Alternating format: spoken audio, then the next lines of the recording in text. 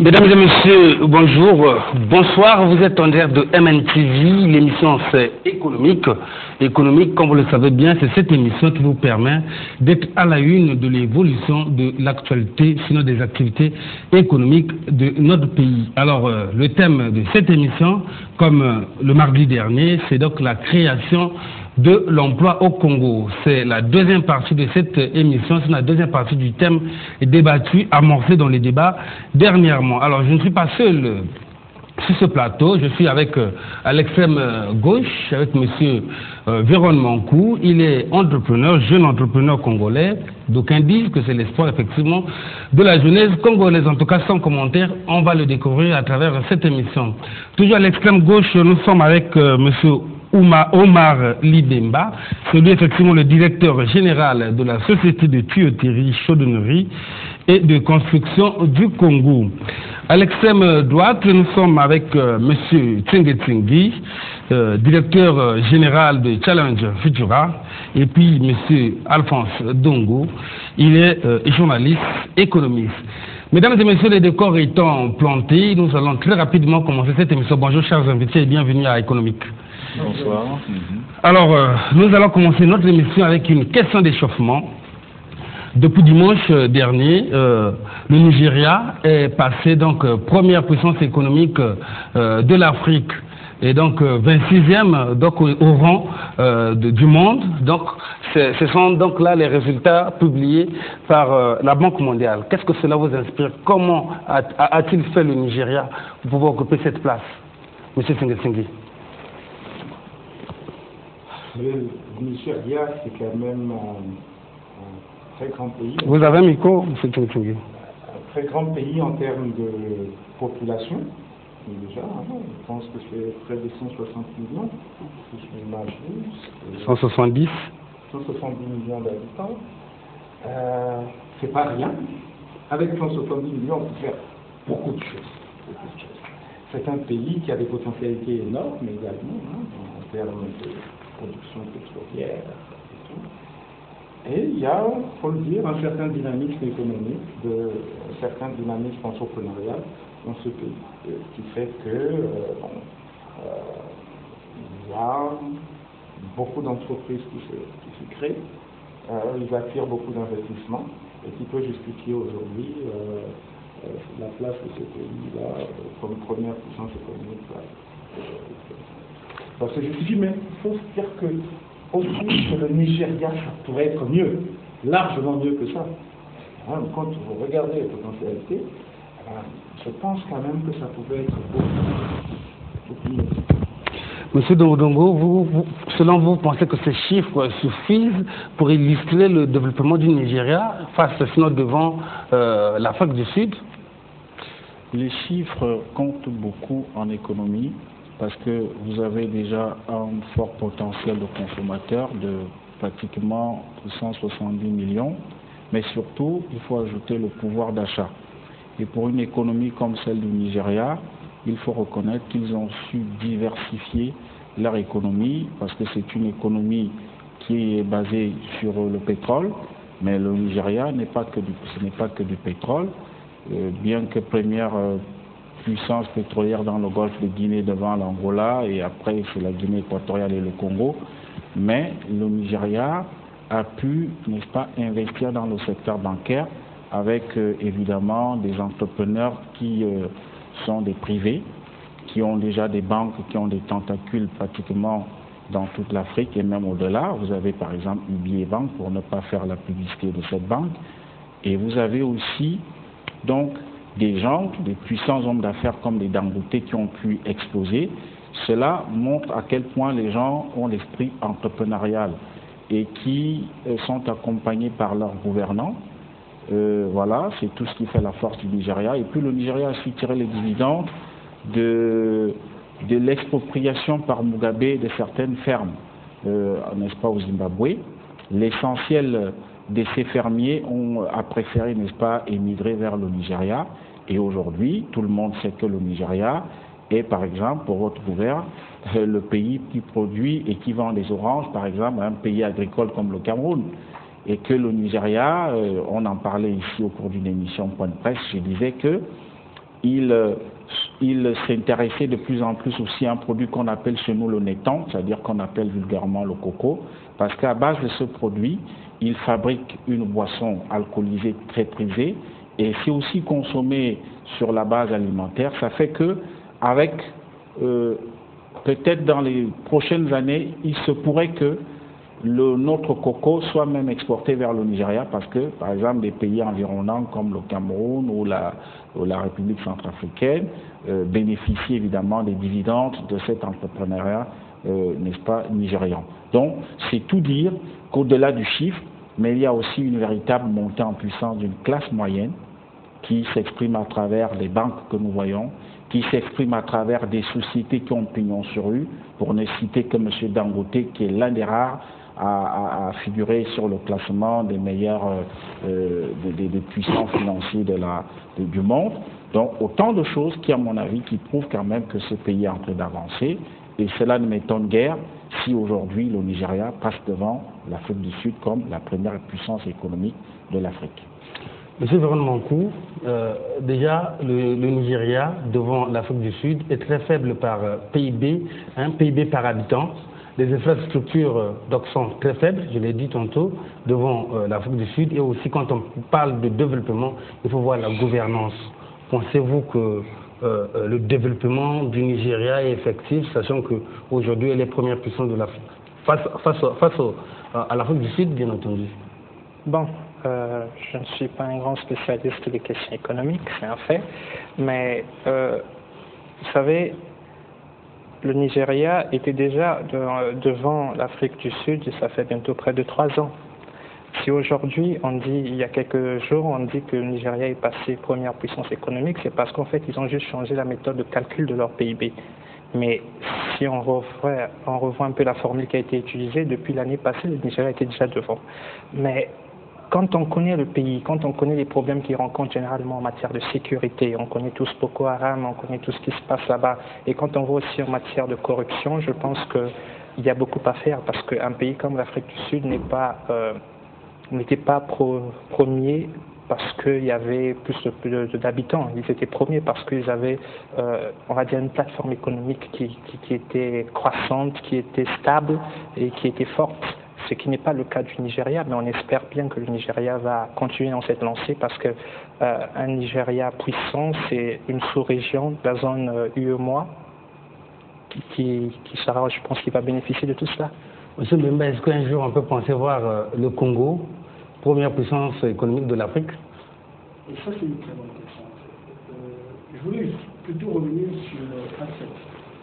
Je pense que si aujourd'hui on parle du Nigeria comme première puissance de l'Afrique, ce n'est pas une génération spontanée comme ça. Il faut repartir depuis les années 80. Dans les années 80, quand vous faites le tour, vous partez sur les plateformes économiques comme Dubaï, comme Londres,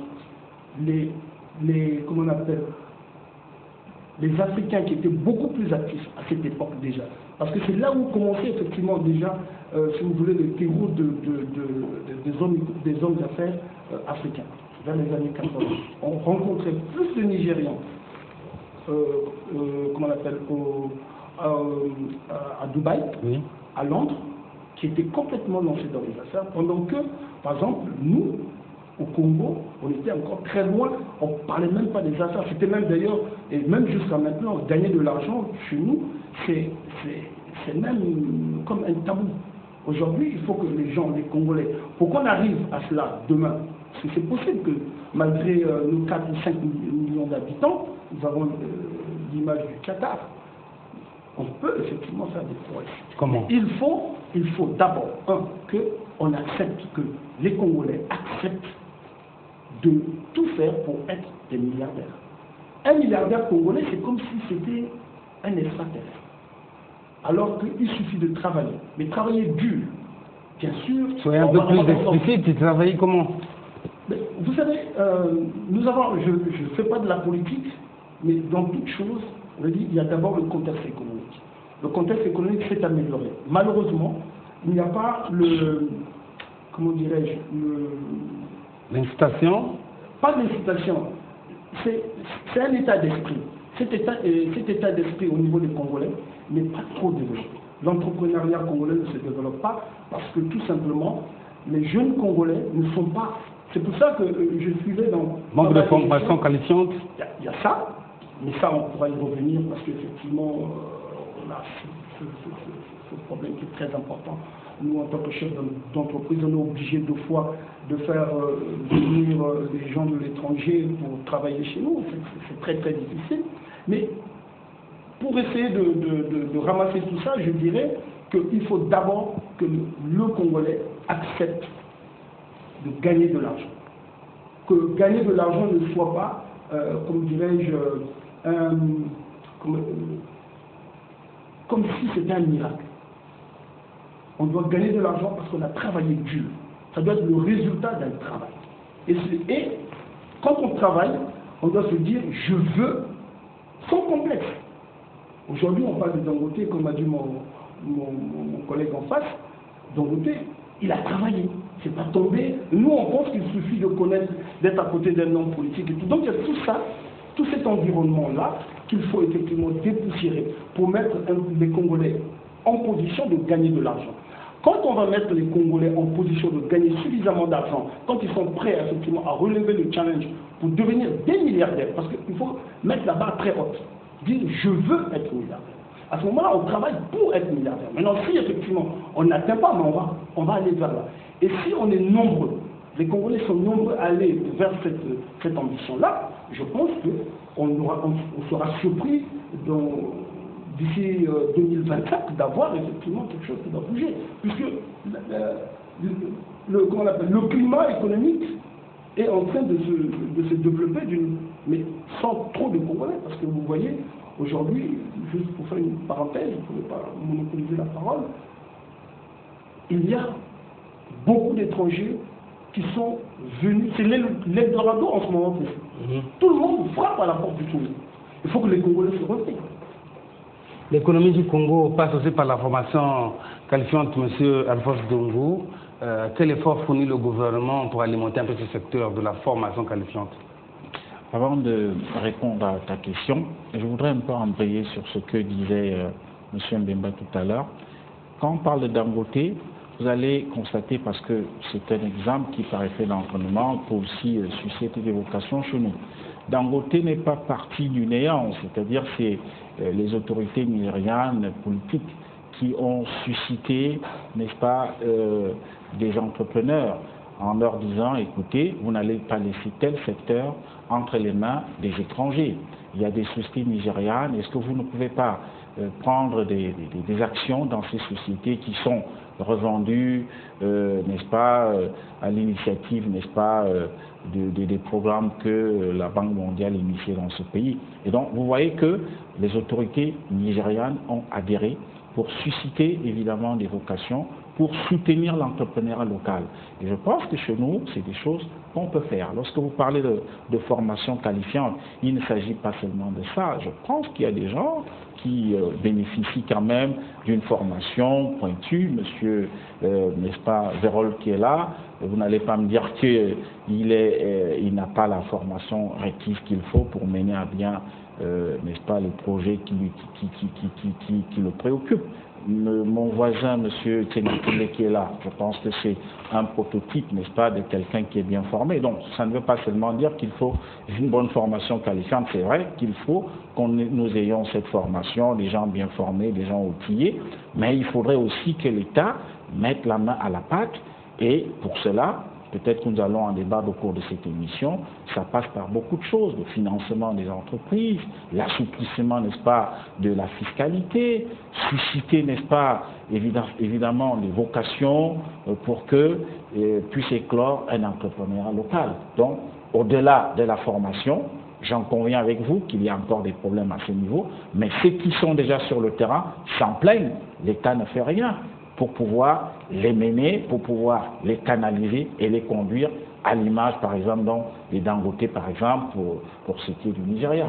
Est-ce que les entrepreneurs congolais sont accompagnés par l'État congolais? Parce que quand on voit, il faut déjà constater que le retard est constaté dans la formation qualifiante. Et au Congo, on parle toujours d'un problème de main-d'œuvre. Nous avons vu hier la direction générale de la police tenter de mettre la main aux amis d'en face, les Congolais d'en face, parce qu'effectivement ils arrivent au Congo, ils n'ont pas de papier, alors que ce sont eux qui apportent la main, enfin ce sont eux qui participent de la main-d'œuvre la plus faible au Congo. Voyez-vous pas que quand vous Congolais, vous manquez de la formation qualifiante, c'est vraiment un atout que vous manquez. C'est que M. Jérôme Monco aujourd'hui est un exemple pour la République du Congo, mais est-ce qu'il peut nous partager son expérience? Comment a-t-il fait? Est-ce que quelqu'un n'est pas derrière lui? Ces questions ont déjà été répondues, je pense, mais j'aimerais quand même contribuer à ce qui est en train d'être dit ici à propos de la formation. Vous savez, je pense que c'est toujours un peu trop facile de toujours jeter la pierre sur l'État en disant que si les gens ne sont pas trop bien formés, c'est parce que l'État ne fait pas bien les choses. Mais on a pris l'exemple de Dangote qui, avant même d'avoir reçu le soutien de l'État, Dangote aujourd'hui c'est l'homme le plus riche du continent africain.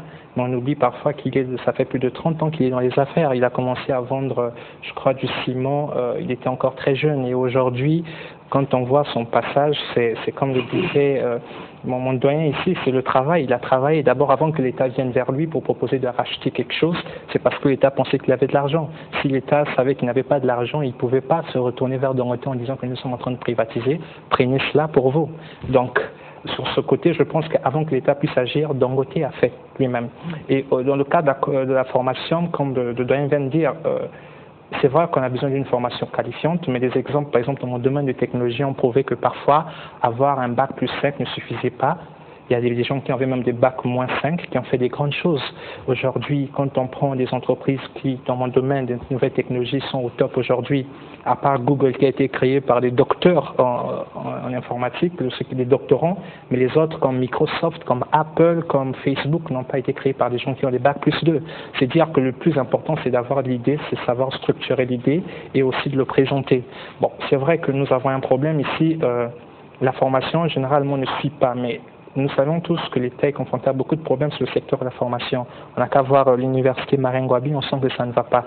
Mais la bonne chose, c'est que depuis, je pense, les débuts des années 90, on a libéralisé un peu le secteur de l'éducation et on a vu j'ai grandi avec la réputation de CEREC qui s'est rendu compte qu'il y avait un coup à jouer. Il a formé les jeunes dans les domaines de nouvelles technologies et beaucoup de ces jeunes qui ont été dans ces écoles-là sont de cadres aujourd'hui. Donc moi, je pense que c'est vrai, la formation est un fait. C'est important dans la vie de tout le monde.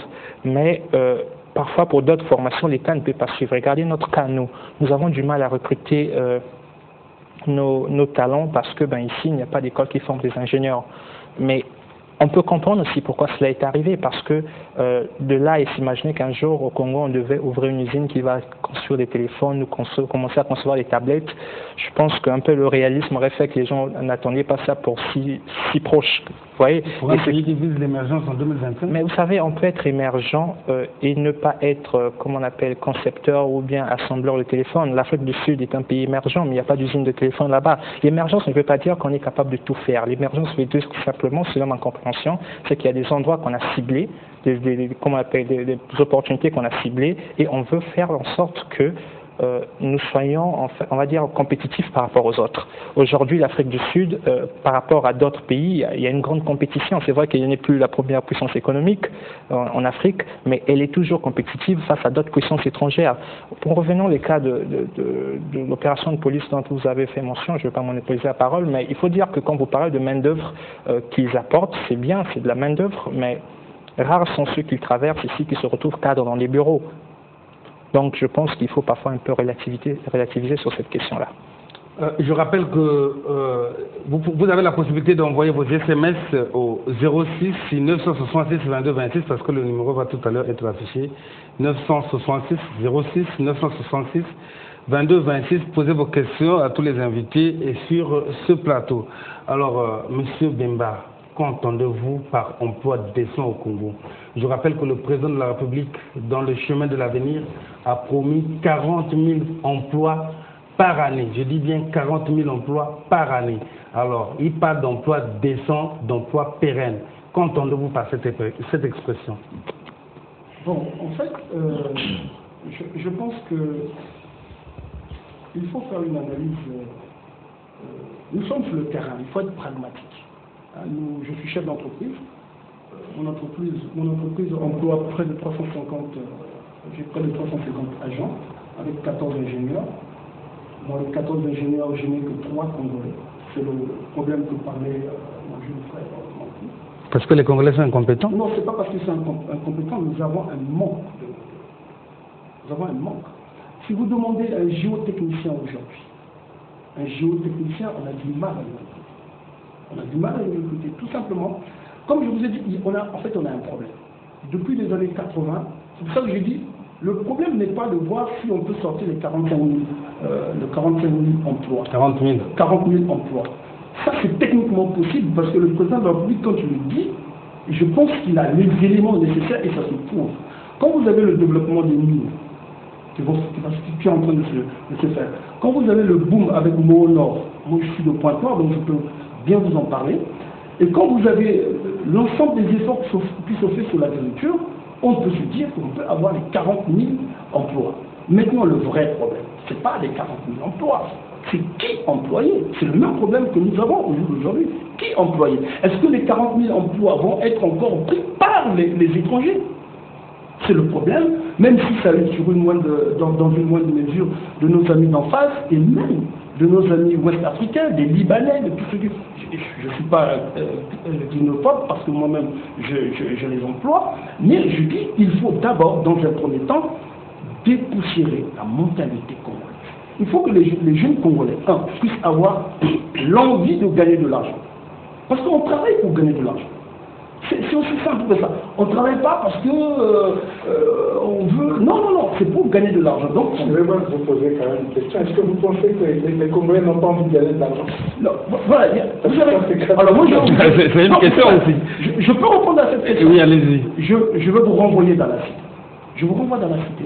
Vous savez, quand un jeune de 25 ans monte une affaire et que ça marche, systématiquement, on veut expliquer cette réussite par comment on appelle, des raisons... des théories qui ne tiennent pas. Des théories qui ne tiennent pas debout. Et je savais où ce que je veux en venir. Il a dû sacrifier quelqu'un, il a dû... Ça veut dire que l'ensemble des années qu'il a eu passées à l'école, ça n'a servi à rien. Donc ça veut dire que quand un jeune ingénieur congolais qui veut, c'est pour ça que je dis, il faut dès le départ que les gens se disent, je veux être milliardaire. Pour que les gens se rendent compte qu'en fait, c'est possible. Parce qu'on a parlé de Dangote. Dangote, il a juste travaillé. Nous avons la chance, on a parlé de l'environnement économique, du climat économique. Je veux dire, le gouvernement actuel a fait des efforts. Il a fait des efforts considérables. Quels sont ces efforts? Alors, quels sont ces efforts? Moi, je vais vous dire, c'est très simple. Les emplois créés au moyen de la migration accélérée? Je vais aller, c'est très simple, je veux dire. Dès le départ, il faut déjà mettre un cadre. Le cadre a été implanté. Nous avons, par exemple, au niveau des marchés de l'État, parce que vous savez que c'est l'État qui tire l'économie. Et dans une économie, c'est le bâtiment. Vous savez l'adage qui dit, quand le bâtiment va, tout va. C'est pas nous qui la voyons. On ne peut pas réinventer la roue a déjà été. Mais pourquoi vous voulez inventer des choses qui existent? On n'invente rien. Dans tous les pays qui marchent bien, il y a d'abord le bâtiment. C'est le bâtiment qui tire. Or, l'État a mis un accent particulier en créant la délégation des grands travaux. La délégation des grands travaux, quand ils arrivent, la première chose qu'ils ont eu à faire, c'est de créer les conditions pour éviter les a priori. C'est-à-dire, avant on dit on connaît quelqu'un au ministère, on va vous donner tel marché, ainsi de suite. Et ça, c'est la première chose sur laquelle ils se sont attaqués. Je suis très bien placé. C'est vrai qu'il y a d'autres qui pourront aussi témoigner. Je suis très bien placé que l'ARMP, les grands travaux, ils ont mis un système en place, qui se fait d'ailleurs dans tous les pays. La Côte d'Ivoire s'est développée grâce à ce système. Des appels d'offres, mais qui est un bon système et qui n'est pas suivi, pas de contrôle. Je vous en prie, monsieur Alphonse Dongo. Oui, je voudrais un peu réagir, peut-être titiller mon grand frère. Monsieur Mbemba, je comprends qu'il est dans sa posture d'entrepreneur. Il ne veut pas avoir demain des problèmes avec l'office. Non. Avec les autorités de la place. C'est ça le problème. On doit dire la vérité. Moi, je parle. Vous aurez plus le temps de dire votre vérité, je M. n'ai pas Bemba. peur d'avoir des problèmes avec le fisc ou avec quoi que ce soit. M. Bemba, vous aurez plus le temps. Vous aurez plus le temps. C'est ce que je dis. Moi aussi, je vous dis, en tant que journaliste, moi, je me demande. Et je suis de Pointe-Noire. C'est-à-dire, je suis dans la capitale économique où la réalité économique se fait sentir. Mais avec beaucoup de jeunes qui n'ont pas accès à l'emploi. Les taux de la Banque mondiale sont assez clairs là-dessus, c'est pas moi. Je suis en même temps président de l'Union des opérateurs économiques congolais de Pointe-Noire, Pointe-Noire, donc je suis très bien placé pour vous donner. Nous avons vous êtes économiste, nous avons les indicateurs qui sont très clairs. Là, de ce point de vue, il n'y a pas de débat. Ok, comme disait un politicien africain, vous allez argumenter. Sont têtus. C'est là. Oui, comme Kagame. Allez-y, monsieur Ndongo. Bon, mais je vais vous dire une chose quand même. Lorsque vous parlez, je vais aller dans un secteur précis, lorsque vous parlez de celui du bâtiment, très bien, le bâtiment se porte bien, le BTP, le président l'a reconnu à travers son discours, le taux de croissance est quasiment à 2 chiffres dans le secteur. Mais seulement, force est de reconnaître que ça ne profite pas aux jeunes entrepreneurs ou alors aux jeunes ouvriers congolais. Le bâtiment est impulsé par les entreprises asiatiques, appelons-les par leur nom. C'est-à-dire, c'est les Chinois qui ravent la mise des marchés du BTP au Congo et quelques entreprises étrangères. Et alors, vous savez comment ça se passe? Les Chinois, ils viennent avec leurs ouvriers. J'étais récemment en Chine, j'ai vu tout un avion arrivé à Maya, c'était bondé de Chinois. Je me suis dit qu'ils allaient à Kinshasa parce que l'avion fait escale d'abord ici avant d'aller atterrir de l'autre côté. Mais je suis tombé de nu en constatant que l'avion s'est vidé et nous étions que 3 Congolais, le reste c'est des Chinois. Ils sont descendus ici. Moi, en tant que journaliste, je me suis posé des questions. Je voulais bien savoir pourquoi. Je comprends que l'essentiel des entreprises chinoises qui ravent des marchés chez nous font venir des ouvriers de chez eux. Et donc, par conséquent... Même quand tu recrutes les Congolais, ils sont marginalisés. Quand vous me dites que le secteur du bâtiment se porte très bien, je dis oui, j'en conviens avec vous, mais seulement, il ne profite pas aux ouvriers congolais. Et donc, la plupart se retrouvent sur le pavé. Je vous comprends. Je déplore une chose. Vous, les opérateurs économiques, vous préférez vous confier à nous hors caméra, loin des feux de la rampe. Nous connaissons les réalités que vous rencontrez sur le terrain. Il vous est difficile de dénoncer certaines choses, mais moi, en tant que journaliste, je sais que beaucoup de jeunes chôment. Et ce n'est pas moi qui le dis. La Banque mondiale a fait une étude. Il est clair que dans certains secteurs, même peut-être du bâtiment, on est à 32% du taux de chômage. C'est pas moi. Du coup, la volonté du chef de l'État devait le top. Voilà. Je vous en prie, on va revenir tout à l'heure. On va d'abord de l'autre côté. C'est pas moi. On va d'abord de l'autre côté de la régie parce que la pub. C'est des choses extrêmement graves. J'aurais le bonheur, la pub, et puis on va revenir. Bienvenue dans le monde Africa. Aujourd'hui, on gère en famille. Monsieur Ossala est fonctionnaire à Brazzaville. Sa femme réside à Pointe-Noire et sa fille fréquente à l'étranger. Il a acheté sa carte Africa en même temps que celle de sa femme et de sa fille. À chaque fin de mois, il charge leur carte pour Brazzaville pour des besoins familiaux, soit en cash, par chèque, par virement de son compte via Direct. Par ces moyens, Ossala est rassuré car il sait que sa famille aura instantanément le montant recherché. Sa femme retire l'argent pour les dépenses mensuelles de la maison et sa fille gère son argent de poche et sa scolarité. En plus, Ossala a recommandé Africa à tout son entourage et ils peuvent se soutenir mutuellement 24 heures sur 24, 7 jours sur 7. En cas de besoin, à partir de l'accès à leur carte via le site web. N'est-ce pas génial? Véritablement génial. Africa, votre carte Visa prépayée rechargeable avec son compte bancaire, vous attend dans les agences UBA et chez tous les revendeurs agréés. Africa. Mieux qu'une simple carte bancaire, un ensemble de solutions. UBA, Africa's Global Bank. UBA.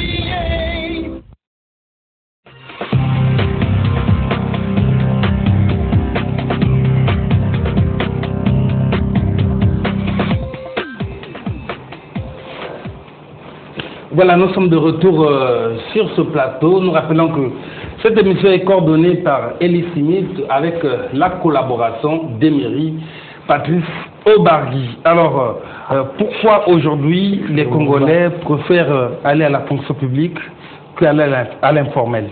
Pourquoi? Cela est dû à quoi, monsieur Tingue? Je vous en prie. On va revenir. Monsieur Tingue. Les Congolais vont plus à la fonction publique que d'aller à l'informel. Ils préfèrent plus la fonction publique que l'informel. Pourquoi l'informel? À la dernière émission, je vous avais dit que l'informel était le premier employeur du Congo.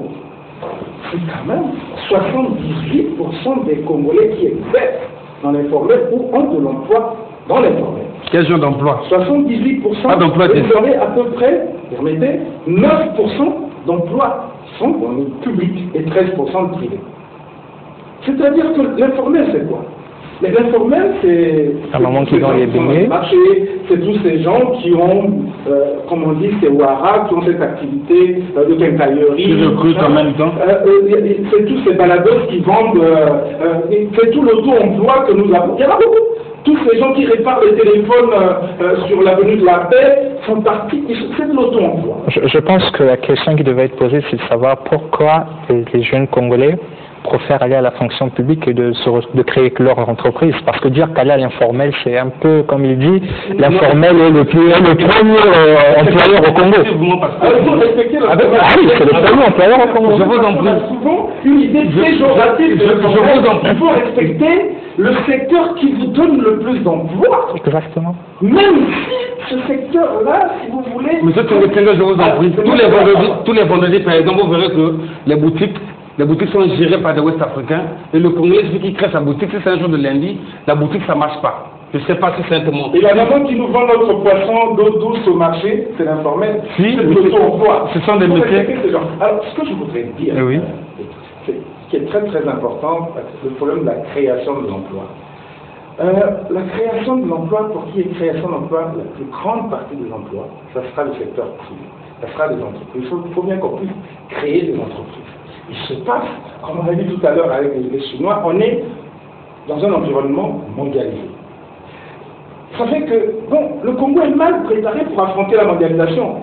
Ça fait que les Chinois viennent nous damer le pion en tant qu'entreprise, mais également les étrangers, en tant que travailleurs, viennent aussi damer le pion aux Congolais, tout simplement parce qu'ils sont mal formés, parce que notre structure éducative ne forme pas suffisamment les gens dans les domaines qu'on a besoin, d'abord, et la formation est aussi de mauvaise qualité.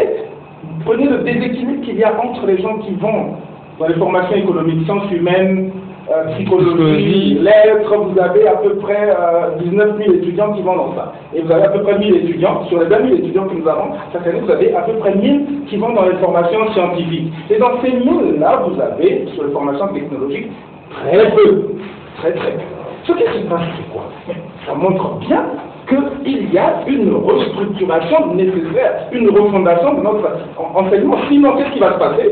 C'est ce que rencontre ce monsieur, directeur général de son entreprise, mais avec les mines qui vont se développer, ces emplois vont échapper aux Congolais.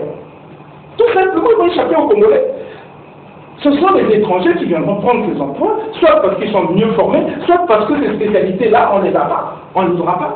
C'est tout. Alors là, ça veut dire quoi? Ça veut dire que l'État a une grande responsabilité. Monsieur l'État venait de dire, c'est vrai, il y a un certain nombre de choses qui ont été faites par le gouvernement au niveau des marchés, la libéralisation, on fait des appels d'offres, mais comme je le disais tout à l'heure, si on n'est pas préparé, c'est les autres qui viennent nous damer le pion. Parce que vous n'avez pas d'entreprise ou qui peuvent affronter ce que vous vont damer le pion. Mais qu'est-ce qu'il faut faire pour que demain il y ait des entreprises congolaises? Il faut des mesures d'incitation. On n'a que ce grand mérite. On dit qu'il n'y a pas d'entrepreneurs congolais. Mais qu'est-ce que l'État doit faire aujourd'hui pour qu'il y ait des entreprises demain capables de rivaliser, de prendre des marchés chez les Chinois parce que le marché est ouvert? Qu'est-ce qu'ils doivent faire aujourd'hui? Et là, je dis qu'ils ne font pas assez. Contrairement à ce que disait M. Demba, moi je dirais... Je crois que c'est cela qui doit donner réponse. Attendez, je dirais que pour moi, l'État n'est pas suffisamment productif. Vous voyez, par exemple, aujourd'hui, nous avons le texte qui gère la relation entre l'État, les entreprises et les travailleurs, c'est le Code du travail. Vous savez, le Code du travail que nous utilisons ici, aujourd'hui, il date de quand? Il date de l'époque du marxisme-léninisme. Non, c'était revu en 94. En 90. 90. Il n'a pas été revu, on a rajouté un certain nombre de choses. Mais c'est encore un texte de la dictature du prolétariat. Ça veut dire aujourd'hui, quand on gère la relation avec les entreprises aujourd'hui, c'est géré par un texte qui est la dictature du prolétariat. Regardez même aujourd'hui. C'est la dictature du prolétariat, alors qu'aujourd'hui, les entreprises sont considérées comme les véritables combattants de l'émergence. C'est elles qui vont créer de la richesse, c'est elles qui vont créer des emplois, et on gère cette relation avec cet acteur aussi important, avec des textes où, si vous voulez, comme moi j'ai un problème avec l'administration du travail, avec les employés, je sais que je vais subir la dictature du prolétariat. C'est pas possible. Alors, vous allez me dire, pourquoi je dis qu'on n'est pas assez productif? Il y a un nouveau texte qui est en chantier, ça fait 7 ans. 7 ans. Il n'est pas encore sorti. 7 ans. C'est pourquoi? Parce que l'État n'est pas suffisamment productif. C'est clair, on ne peut pas prendre 7 ans, c'est même pas arrivé à la Cour suprême. Et dans ce cas, ça veut dire comment vous savez que si c'était une entreprise qui avait la productivité de l'État actuellement, elle aurait fermé depuis longtemps. Parce que l'État ne peut pas faire. L'État ne peut pas faire. Et donc, vous comprenez qu'aujourd'hui, il y a aussi le problème de la productivité de l'État. Les gens ne sont pas suffisamment productifs. Pourquoi? Parce que au niveau, si vous voulez, des revenus des gens, que ce soit le fonctionnaire, vous avez un projet qui est important pour le Congo. Qu'on le fasse aujourd'hui dans un an, qu'est-ce que ça change pour eux? Pour un fonctionnaire, rien. Ça ne change rien pour lui. Pourquoi? Parce qu'il a son salaire à la fin du mois. Que ça soit fait dans une semaine ou dans un an, il n'y a pas de problème pour lui. Ce que les Congolais voudraient savoir. Ce manque de productivité nous tue, nous ne permet pas de créer suffisamment d'emplois. Quand l'État n'est pas suffisamment productif, ça fait que les projets qui pouvaient permettre de créer des emplois ne se font pas. Et donc... Ok, monsieur Véron Mankou, quelle est la véritable stratégie à bâtir pour créer des véritables emplois pour les jeunes Congolais? Dire que créer des véritables emplois, c'est assez difficile pour moi de répondre comme ça. Je pense qu'on a besoin des emplois véritables ou pas. Chaque emploi est un emploi qui, voilà. Et personnellement, quand on parle, par exemple, du problème de manque de formation, j'aimerais revenir sur ça. C'est que si aujourd'hui on parle du boom minier dont le doyen vient de parler aujourd'hui, il dit qu'il a besoin du personnel qualifié. Mais le problème, c'est que si l'État se met maintenant à chercher à former ce personnel qualifié, pendant 5 ans, lui, il n'aura pas d'ingénieur congolais, parce qu'une formation d'ingénieur, je suppose que c'est 5 ans. Et voilà pourquoi on aurait dû se prendre un peu tôt, quand on savait qu'il y avait un boom minier qui arrivait depuis, je pense, 5 ans de cela, on devait commencer à former le personnel que les entreprises devaient recruter, et ça, malheureusement, n'a pas été fait. On espère que ça va être fait. Et moi aussi, dans mon domaine de nouvelles technologies, nous avons ce même problème. Il y a un autre problème que généralement on n'en parle pas, c'est que parfois on dit qu'il n'y a pas comment on appelle, de personnes formées, mais il y a d'autres qui viennent avec des diplômes qui ne sont pas des vrais diplômes. Et ce qui fait que généralement ces jeunes-là qui malheureusement les parents dépensaient beaucoup d'argent pour les former, qui malheureusement ne sont pas allés à l'école, mais qui reviennent, qui veulent avoir les mêmes droits que ceux qui sont allés à l'école. Beaucoup d'entreprises aujourd'hui les recrutent et se rendent compte qu'ils perdent plus d'argent, parce que si moi je veux quelqu'un qui, par exemple, qui fait programmation avec 3 ans d'expérience, je tombe sur le premier venu qui sur un CV me dit qu'il fait programmation. Quand je le prends et que je me rends compte qu'il n'a pas ce talent-là, j'aurais perdu de l'argent, parce que le temps que j'aurais pris pour me rendre compte qu'il n'est pas performant, j'aurais beaucoup perdu. Je pense qu'il y a un grand problème de formation, et je répète encore... L'État est le véritable responsable. Je n'aimerais pas dire que l'État est le véritable responsable. Vous savez, je suis encore en train d'apprendre, et je ne peux pas dire qu'un tel est fautif ou un tel a raison. Non, ce que je veux dire, c'est que nous avons besoin qu'il y ait une impulsion qui va pousser à ce que les formations soient les vraies. Quand je dis les vrais, pour moi, c'est quoi? Que quand un élève dit qu'il a fait programmation, par exemple, et qu'il vient vers vous, vous avez l'impression que vous reconnaissez avoir un programmeur. Aujourd'hui, il y a un marché éducatif. Ça veut dire que vous dites aussi que ça veut dire que la formation aujourd'hui n'est pas bonne. Ben oui, la formation n'est pas bonne. Regardez, il y a une surenchère. Il y a une surenchère, par exemple, auprès des écoles privées qui prennent l'argent des parents pour former des élèves pendant 2 ans, 3 ans. Nous, on a recruté chez VMK, pendant qu'on cherchait des stagiaires, par exemple, dans les domaines précis, on a recruté les gars qui, parfois, avec bac+3, bac+2, jeux délivrés par des écoles ici, les parents payaient pendant 3 ans, et ce que les parents ignoraient, c'est que les enfants n'avaient pas cette formation. Ce qui fait qu'aujourd'hui, quand vous voyez un élève sortir des écoles d'ici au Congo et que c'était un grand talent, il faut vous dire qu'il était talentueux avant d'aller dans ces écoles-là, parce que je ne suis pas sûr que l'école a donné du talent. Je suis tout à fait d'accord avec vous.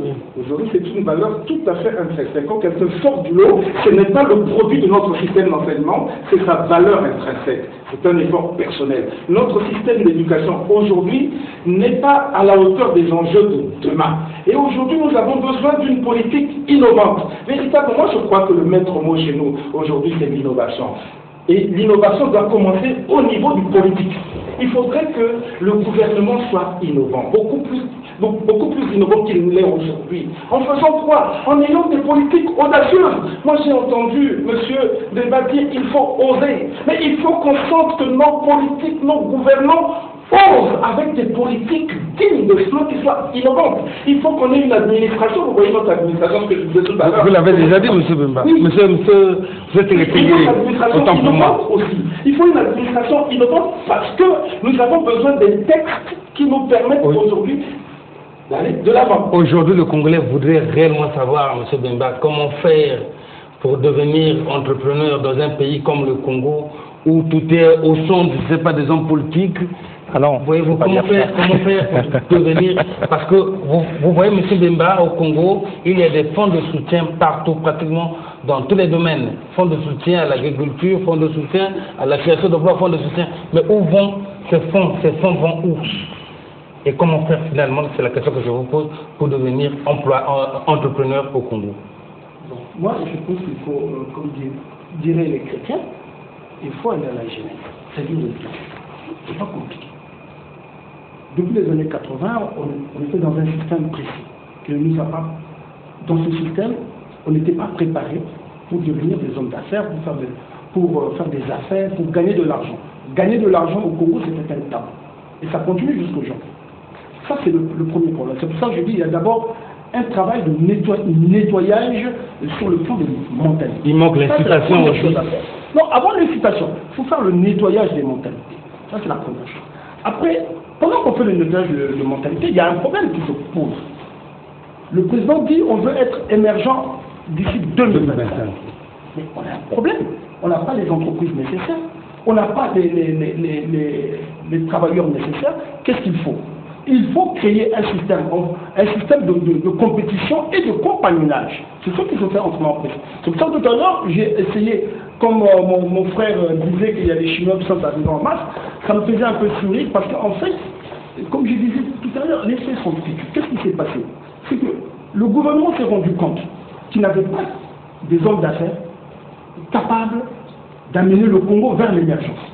Il est obligé, si on veut, parce qu'il y a un problème de timing. Nous avons en point de mire l'an 2025. Pour atteindre l'an 2025, arriver à il faut d'abord, premièrement, prendre les entreprises étrangères qui ont une certaine expérience. Pendant ce temps, on doit mettre en place, et c'est ce qu'ils ont mis, ils ont mis en place un système pour que les Congolais puissent effectivement s'intéresser à l'entrepreneuriat. Je vais arriver, ça prend du temps. Attendez, je vais vous développer. Vous savez, comme j'ai dit tout à l'heure, les faits sont têtus.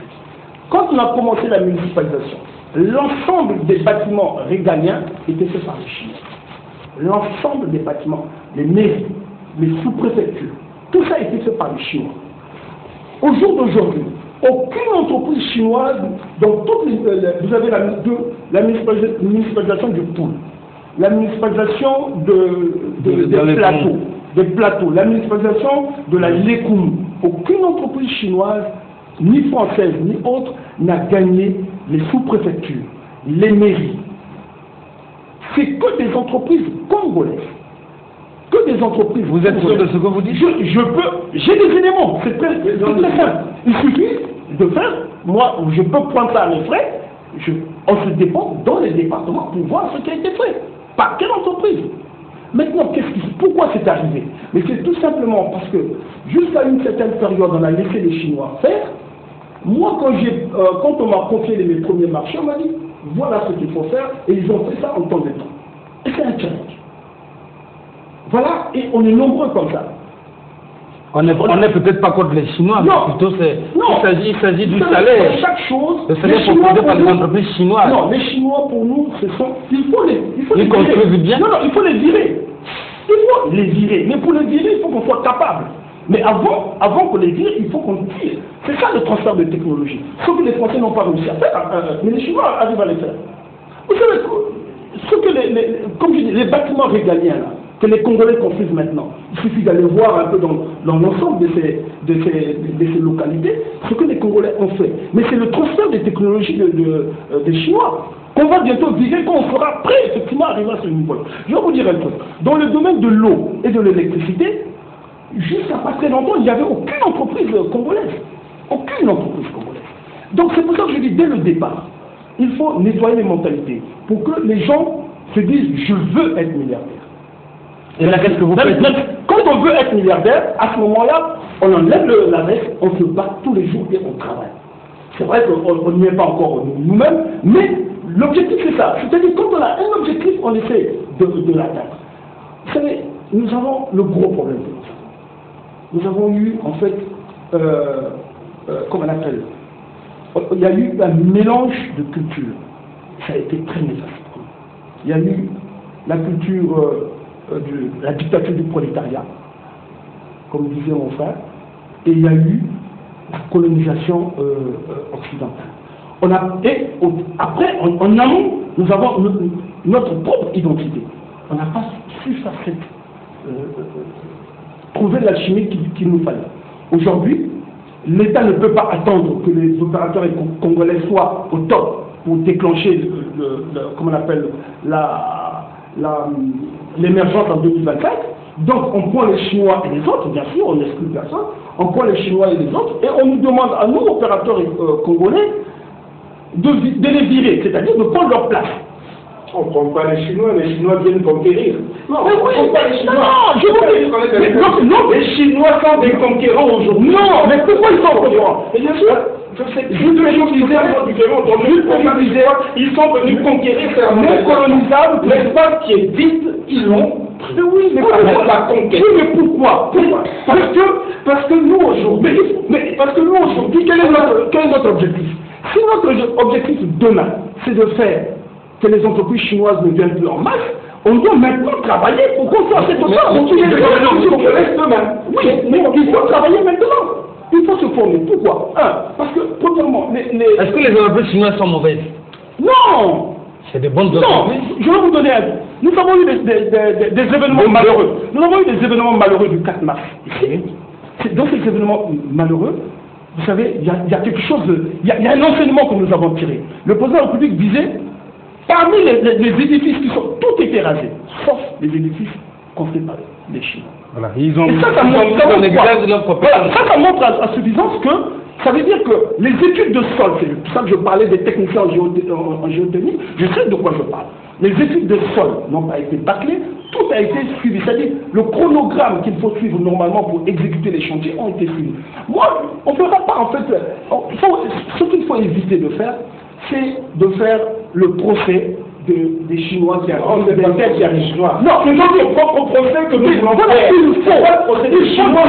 Là, vous déplacez le problème. Non, je ne vais pas déplacer notre propre procès. Nous devons faire le débat sur qu'est-ce qu'il faut faire aujourd'hui pour que les Congolais demain soient plus entreprenants. Qu'est-ce qu'il faut faire demain pour que. C'est ça qu'il faut. Mais non, ce n'est pas aujourd'hui. Mais c'est le problème des Chinois. Les Chinois, ils sont conquérants, ils se battent pour leur pays, pour leur intérêt. Oui, nous devons nous battre pour notre pays, pour notre intérêt également. Voilà le vrai débat. Comment nous devons faire pour que nos jeunes, demain, étudiants, jeunes, créent plus d'entreprises? Voilà le problème, qui est plus d'emploi pour tout le monde. C'est pas le problème des Chinois. Les Chinois, ils viennent ici en conquérant. C'est leur problème, c'est pour leur pays. Non, monsieur Tengue, je vous en prie. Monsieur Véron Mankou, nous voulons tout de même savoir, est-ce qu'on peut savoir un certain nombre d'entreprises au Congo, plus ou moins qu'on peut appeler, où les Congolais peuvent arriver pour avoir un emploi décent? Parce que ce qu'on voit à travers la multiplication accélérée, et c'est pas si chez M. Bemba c'est la même chose, on a des employés qui sont mal payés, à qui on paye même comme ça, sans pourtant qu'il y ait des bulletins. Je crois que ce n'est pas une bonne façon de faire. Certaines proportions Moi, je le répète encore, je suis pas un professionnel de la question. Nous sommes dans un domaine très particulier. Et chez moi, on ne parle pas d'emploi qui n'est pas décent. Non, chez moi, il y a des emplois qui sont, je pense, bien garantis. J'aimerais juste, bien entendu, c'est la loi qui l'exige, on ne peut pas être contraire à la loi. Vous savez, par rapport à ce que vient de dire mon doyen à côté, je pense qu'il y a un fait. Vous savez, nous, on a commencé, VMK va fêter ses 5 ans en juillet. Depuis toujours, nous avons fait assembler nos produits en Chine, parce qu'en Afrique, on ne pouvait pas le faire, parce qu'au Congo, il n'y avait pas les infrastructures pour le faire. Aujourd'hui, nous sommes en train de construire notre usine ici, parce que d'abord, on a appris de ce que faisaient les autres. Il y a eu un transfert de technologie qui est en train de se faire. Et demain, quand cette usine sera là, sachez que, par exemple, le personnel qui va travailler dans ces usines iront se faire former en Chine. C'est comme l'a dit, au départ, on ne peut pas tout faire tout seul. On a besoin d'avoir un modèle. On a besoin d'avoir des gens qui vont nous montrer le chemin et nous, on va suivre. Vous savez, moi, j'ai toujours été mal à l'aise quand on essaie un peu d'avoir une vision un peu nationaliste des affaires. Moi, je pense que c'est pas ça. Vous savez, dans un monde mondialisé, aujourd'hui, au Congo, vous dites que la majorité des marchés vont aux Chinois. Oui, mais la majorité des marchés vont dans les entreprises de droit congolais. Donc, ce qui veut dire qu'un Chinois a le droit de venir au Congo et créer son entreprise et se battre pour les marchés, comme un Congolais peut faire la même chose chez lui. Mais c'est vrai que chez lui, les lois qui sont là-bas favorisent plus les autochtones. Et on aimerait que ça puisse être certainement comme ça ici. Je pense que mais je pense que on ne peut pas admettre que dans un supermarché, même le caissier soit un indo-pakistanais, parce que c'est une entreprise de droit congolais, de capitaux indo-pakistanais, c'est révoltant. Même le caissier. Vous savez, ces règles-là, ailleurs les gens ne le font pas, et même pas les Américains. Non, mais vous savez, moi je suis dans une logique, vous savez, c'est un peu délicat pour moi de répondre à ces questions parce qu'aujourd'hui, VMK va bientôt ouvrir dans quelques mois, dans quelques semaines en Côte d'Ivoire, va ouvrir bientôt dans quelques semaines, dans quelques mois en RDC. Donc si je vais dans une logique où je dis que oui, c'est mauvais que quand on vient dans un pays, on vient avec un confrère de chez lui, ben peut-être, vous savez, si moi je veux aller en RDC, j'aurais peut-être besoin de quelqu'un qui a toute ma confiance, quelqu'un qui a fait ses preuves avec moi au Congo. Si je dis, bon, toi je te délègue, va travailler là-bas. Si je dis aujourd'hui... de garantir les locaux. Bien entendu, parce qu'on va pas, je veux pas, celui qui va faire le ménage ne sera pas quelqu'un qui viendra du Congo. Celui qui va aller sur le terrain parler aux clients ne sera pas quelqu'un du Congo. Il y a que, vous savez, le contexte fait qu'on ne peut déléguer à un frère un travail dont on sait qu'il a la maîtrise. Si moi je vais en Côte d'Ivoire pour parler aux clients ivoiriens, je ne veux pas prendre un Congolais. Le Congolais connaît le Congo, mais il ne connaît pas la Côte d'Ivoire. Ben voilà. Mais par contre, si j'ai le budget qu'un Bétier ou un Congolais peut être polyvalent, je peux l'envoyer en Côte d'Ivoire. Donc moi je pense que quand on dit que c'est vrai, on doit virer les Chinois, non, le mot virer n'est pas le bon. On est d'accord que le mot virer n'est pas le bon. On ne peut pas virer qui que ce soit. Je vous en prie, on est sur un plateau de télé. Oui, je comprends bien, mais on ne peut pas virer. On est sur un plateau de télé. Le match économique est un match qui doit être arbitré par des règles, par des lois. Mais je pense que n'importe qui, un Libanais, un Congolais d'en face, un Chinois, un Américain, a le droit lui aussi de venir se battre. Nous sommes sur un plateau de télé. Je vous en prie. Il faut que les lois permettent aux gens de lutter d'égal à égal. Monsieur Tiengue, mesdames et messieurs, je n'ai pas fait ces lois-là pour savoir le numéro de téléphone c'est 06 966 22 26. On voit des SMS au lieu d'appeler. Alors, nous nous acheminons donc pratiquement vers la fin de cette émission. Votre dernier mot, Monsieur Alphonse Dongo, quant au thème la création d'emplois au Congo. Est-ce possible? La création d'emplois au Congo, tel que pensé par le chef de l'État, mais trahi peut-être par les exécutants. La création d'emplois est bel et bien possible, des emplois bien sûr décents. Je vais vous faire une confidence. Je causais avec un grand chef d'entreprise de la place, un Congolais. Vous avez 30 secondes, monsieur Dongo. Qui me disait que je suis prêt à embaucher au moins 50 Congolais, pourvu que la pression fiscale soit souple.